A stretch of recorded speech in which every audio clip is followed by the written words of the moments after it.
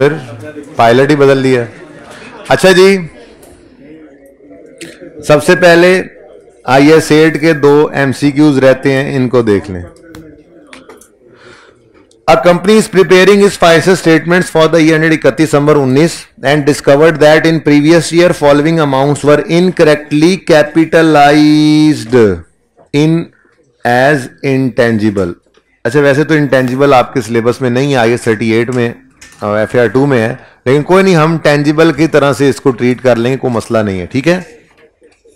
अच्छा, with indefinite useful life, बस ये थोड़ा सा कॉन्सेप्ट है जो आप पे एप्लीकेबल नहीं है।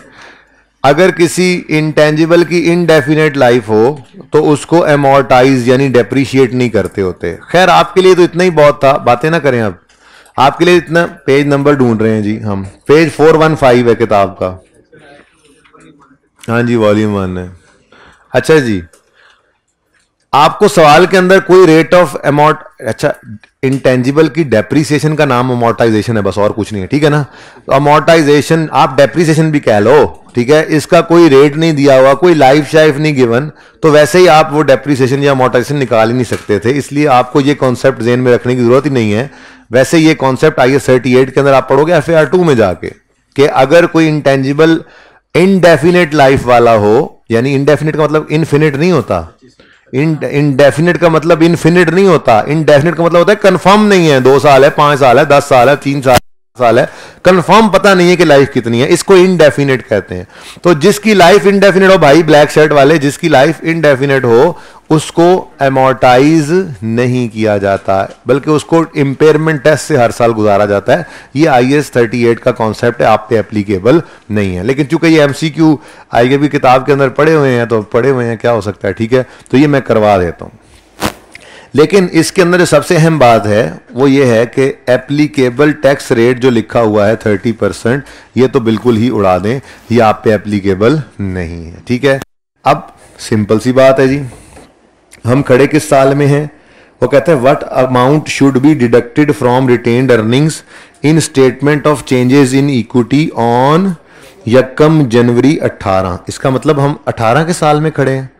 बोलो, मैं थोड़ी सी ना वर्किंग वैसे ही बढ़ाता हूं जरा, ठीक है। तो अगर हम statement of changes in equity बना रहे हैं और बना रहे हैं फॉर द ईयर एंडेड 31 दिसंबर 18, मुझे लग रहा है क्लास में आते हुए मुझे मजा आ रहा है, पढ़ा लेंगे इंशाल्लाह, ठीक है। तो इधर देखो, अच्छा कोई नहीं, निकल जाओ क्लास से। ओपनिंग, क्लोजिंग और क्लोजिंग, आज तो चले ही जाओ, आखिरी बार ही जाना बस, फिर ना आना जी। सुने सुने सुने, 31 दिसंबर 18 की भाई, 19 की क्यों, कहां पे खड़े हैं? अच्छा ठीक है। A company is preparing financial for the year and 31 December 19 and discovered previous, ठीक है जी, 31 दिसंबर 19। ओके, अब ये वाली डेट लिखोगे इस क्लोजिंग पे,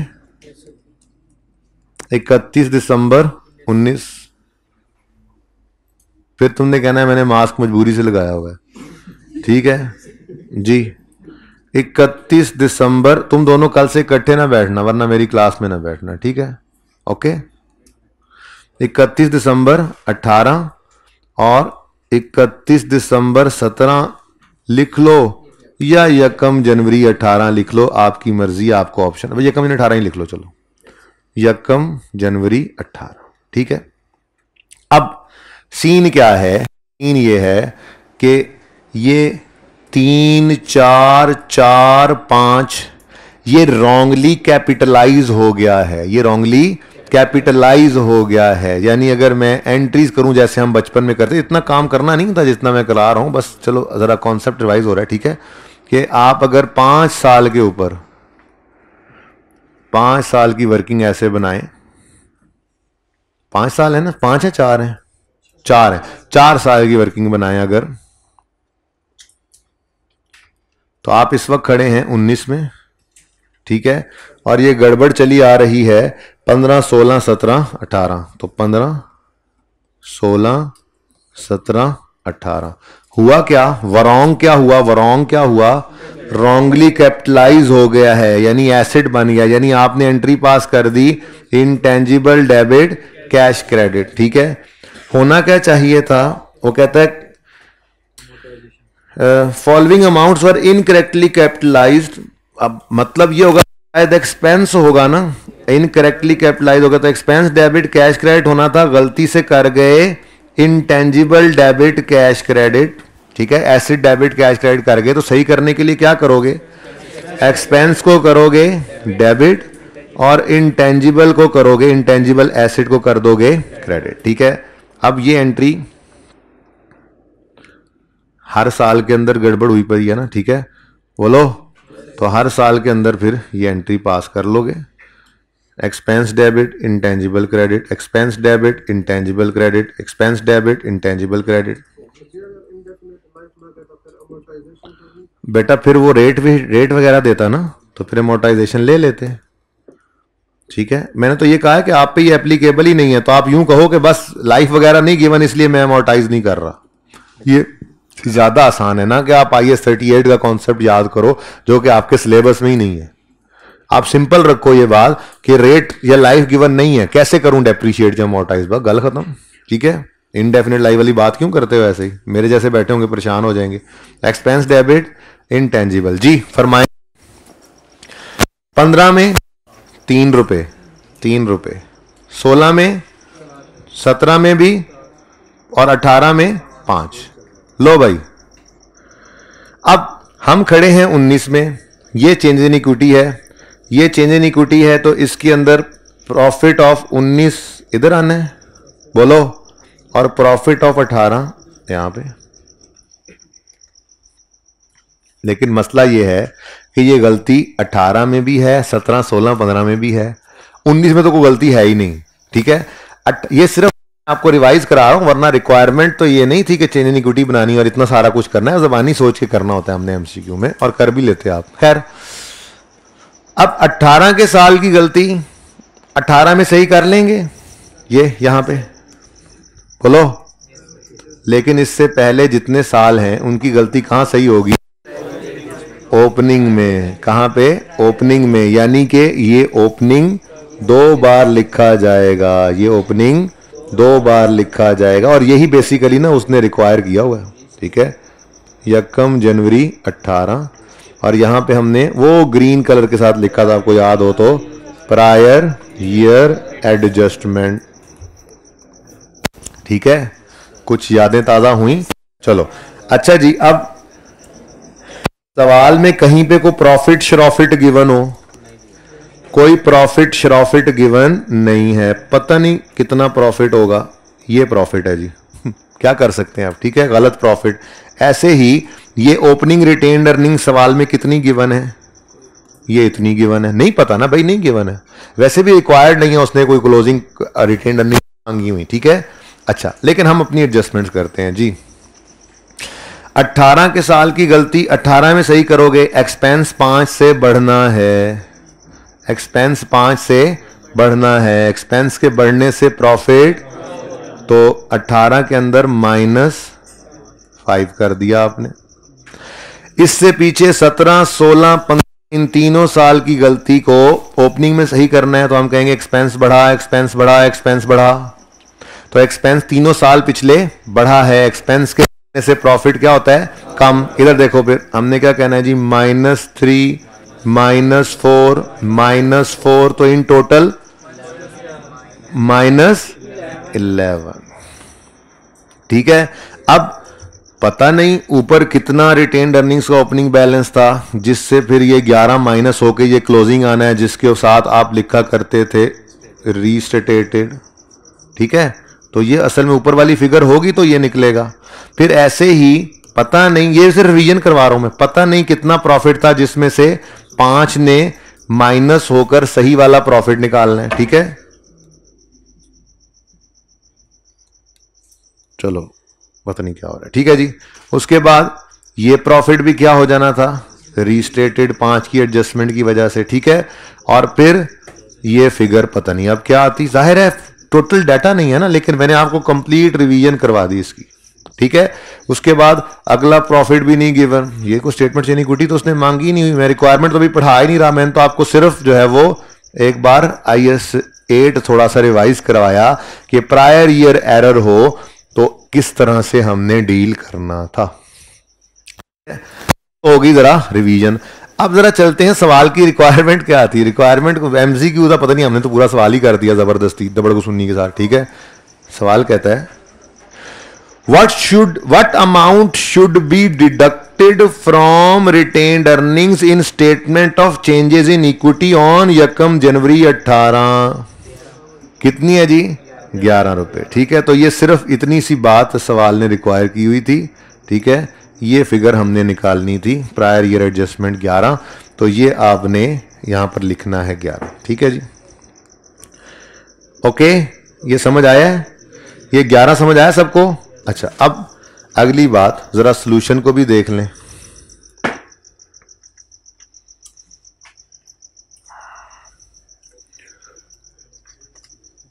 कौन सा एमसीक्यू है ये?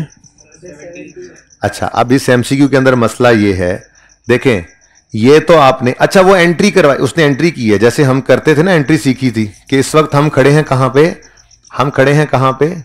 बोलो 19 में। ठीक है ना, तो 19 में खड़े होकर तो उसने क्या करना है, फिलहाल उसने यकम जनवरी 18 के ओपनिंग बैलेंस की एडजस्टमेंट मांगी थी ना, तो उसने इसकी एंट्री को इकट्ठा कर दिया। उसने क्या किया, ये इंटेंजिबल 443 टोटल कितना 11 से क्रेडिट हुआ और इंपैक्ट रिटेन्ड अर्निंग्स को उसने डेबिट कर दिया, जैसे हम जर्नल एंट्री किया करते थे। ठीक है ना, लेकिन मसला ये है सोल्यूशन के अंदर कि चूंकि टैक्स वाली एक लाइन लिखी हुई थी जो कि आपके सिलेबस में नहीं है, तो उस वजह से डेफर टैक्स की एंट्री भी पड़ी और नेट में 11 का एक्सपेंस का और दूसरी तरफ टैक्स का भी इंपैक्ट नेट होकर आंसर उसने डिफरेंट दिया हुआ था।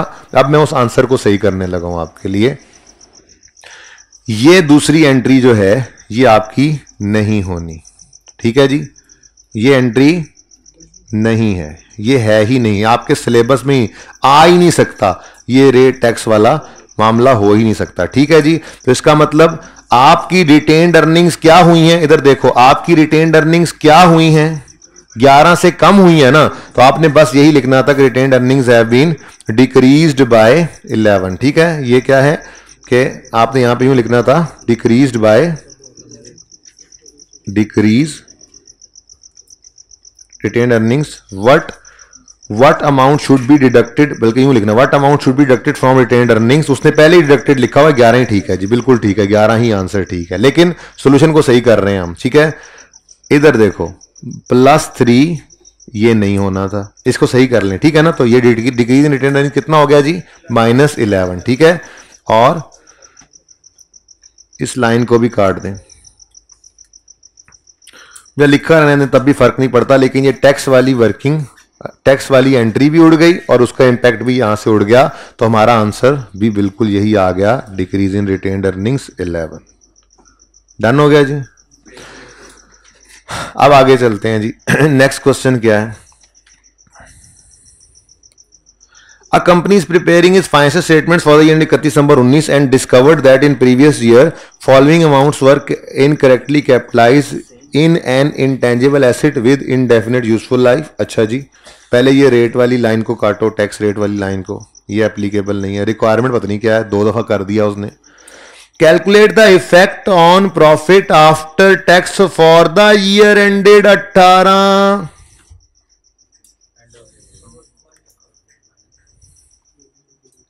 पहले ही कर चुके हैं हम। ठीक है, फॉर द ईयर एंडेड 31 दिसंबर 18 के प्रॉफिट में क्या इंपैक्ट पड़ना है, हमारे सवाल के हिसाब से हम कहेंगे जिसमें टैक्स ना हो, 5 रुपए से प्रॉफिट ने कम होना है। अब चूंकि टैक्स की लाइन पड़ी हुई है तो उन्होंने टैक्स का इंपैक्ट भी डाला, तो सोल्यूशन के अंदर वो भी नजर आ रहा होगा, आपने उसको क्या करना है, इग्नोर। ठीक है, तो एक्सपेंस 5 से बढ़ गया, इंटेंजिबल कम हो गया, इसको गायब कर दो, इसको काट दो, ये हमारे सिलेबस में नहीं है, गलती से ये रह गया मुझसे करेक्शन से। ठीक है ना, तो ये सही करवा रहा हूं। तो डिक्रीज इन पैट के अंदर आपने सिर्फ -5 को लेना है, और यही -5 मैंने आपको वहां से पहले से ही तैयार करवा दिया था, ये हमारी वर्किंग -5 हो रहा था। ठीक है, तो यहां पे हमने जाकर लिख दिया -5। ठीक है जी, calculate the effect of on profit after tax, तो आप यूं लिखोगे decrease by 5। Profit after tax क्या होगा जी, डिक्रीज हो जाएगा डिक्रीज बाय 5 हो जाएगा। ठीक है जी, ओके। तो ये दोनों लाइनें सवाल में काट लें, टेक्स्ट जिनके ऊपर लिखा हुआ है। ठीक है, ये टेक्स्ट वाली दोनों लाइनें काट लें, ओके। और ये सॉल्यूशन को इस तरह से सही कर लीजिए। दोनों पास यही आ गया भाई।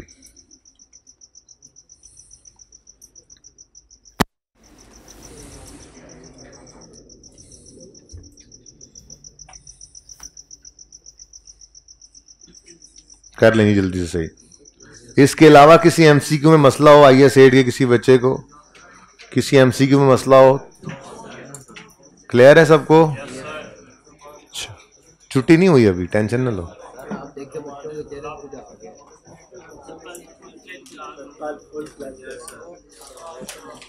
ओके, IS 8 में अब मेरी तरफ से कुछ भी पेंडिंग नहीं है। अगर कुछ पेंडिंग है तो आपने अब मुझे बताना है। आपके पास ऑप्शन ये होगा, आपने ICAP की स्टडी टेक्स्ट पूरी एक दफा देख लेनी, ऑनलाइन होती है ना, पढ़ लेना है उसको, सवालों को एक नज़र देख लेना है। और मैं भी देखूंगा, जाहिर है मुझे कोई एक आधा सवाल मिल गया तो मैं करूंगा। ऑरेंजेस लिमिटेड वाला क्वेश्चन मैंने अभी डिस्कस करना है। ठीक है, अच्छा, NPO के अंदर आते हैं और ये सवाल आपके होमवर्क में था। ठीक है जी, इसको कितने बच्चों ने अटेम्प्ट किया? ओके, बहुत आसान था। अच्छा, जिसका NPO का टॉपिक स्ट्रांग होगा उसको 60-70% इस सवाल में से भी फिगर्स मिल जाएंगी। बल्कि मेरे ख्याल में आप लोगों को 80-90% फिगर्स मिल गई होनी है, क्योंकि इस सवाल के अंदर ना उसने सारा कुछ बनाया। ऐसा सवाल कभी कभार आता, एक्सपेक्ट नहीं किया जा सकता कि ऐसा सवाल फिर दोबारा आ जाए। जी, कल बताऊं इसको? अब ये चाह रहा है कि छुट्टी कर लें, सर एक दिन और दे दें, मैं कल अटेम्प्ट करके आऊँगा। कल बताइए, अच्छी बात है। इसके लिए इसकी डिस्कशन मैं आपको अवेलेबल कर दूंगा, ठीक है, आज में या कल में। लेकिन ये अब आपने छोड़ा है, इसकी डिस्कशन कल पे चली गई तो आज फिर हम कुछ और कर लेते हैं। ठीक है भाई, EPS देखो, ये लेक्चर 63 का होमवर्क भी तो देख लेना ज़रा, उसके बाद फिर कुछ ना कुछ कर लेते हैं। देखें बेटा, ये टाइम बहुत कीमती है, आप मजाक समझ रहे हैं, चीज़ें जो हैं एंड पे रह गई तो फिर आप नहीं बैठा होना है 7-7, 8-8 घंटे की क्लास में यहाँ पे, फिर 7-8 घंटे की क्लास नहीं पढ़ी जानी आपसे, तो चुप करके पढ़ते रहे। अच्छा, मेंटली प्रिपेयर करता हूँ मैं तुम्हें, चुप। होमवर्क मैं सारा कुछ करता हूँ, पहले मुझे होमवर्क ज़रा यहाँ पे लिखवाओ। क्या था होमवर्क? एग्जाम्पल 1, 2, 3, उसके बाद क्वेश्चन नंबर 38 डन। उसके बाद NPO में पास पेपर 15 और statement of cash flows IS 7 लिख दो, इसके MCQs ये चल रहे हैं होमवर्क। ठीक है जी, चलो अब बताओ भाई, कौन सा सवाल के एडजस्टमेंट की बात कर रहे हो?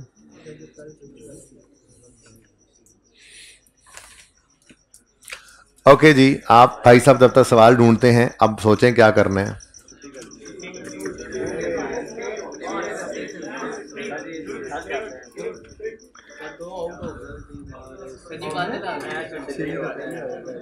अच्छा सुने, फिर एक बात आज थोड़ा सा डिसाइड कर लेते हैं, ठीक है, फ्यूचर के लिए कोशिश करके हम 2 बजे क्लास शुरू किया करेंगे और 3 माह में आता हूँ लेट। फिर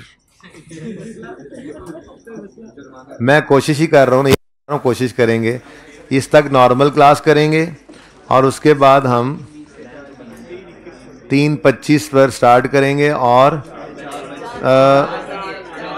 अच्छा, ये 4:30 तक तो चलेगी, लेकिन इससे ऊपर भी चल सकती है। जहनी तौर पे तैयार होके आना आखिर दिन तक। अब कोई बोलेगा नहीं, बात सुन लें, अपनी घड़ियों को अभी से सेट कर लीजिए और ये घड़ियों पे 4:30 होने पर भी कोई मुझे ये नहीं कहा करेगा कि 4:30 हो गए हैं। मैं कोशिश करूंगा कि 4:30 तक ही पढ़ाऊं। ठीक है जी, आज मैं छुट्टी दे रहा हूं।